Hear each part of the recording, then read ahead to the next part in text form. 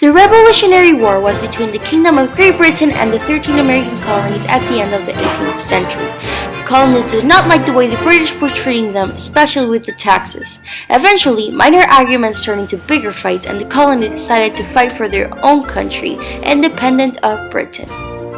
Now, where exactly did the revolution take place?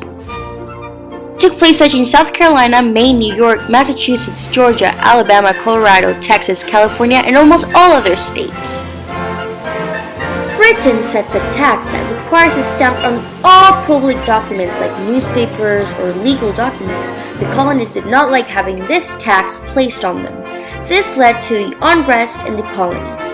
All this was recognized as the Stamp Act Congress. The Boston Massacre began in March 15, 1770, with a small argument between British Private Hugh White and some colonists outside the Custom House in Boston on King Street.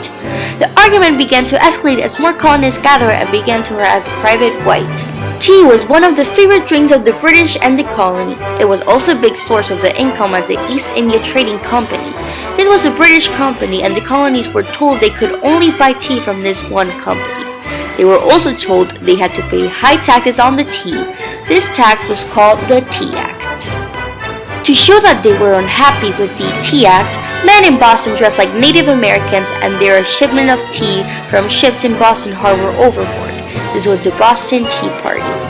The Revolution War starts, and Paul Revere goes to warn the colonists and says his famous line, "The British are coming." In April of 1775, the Americans finally win as the British retreat. In 1776, the Continental Congress agrees to Thomas Jefferson's Declaration of Independence.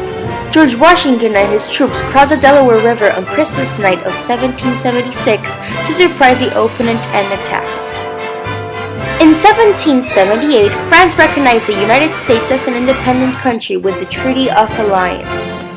The Battle of Yorktown was the last great battle of the American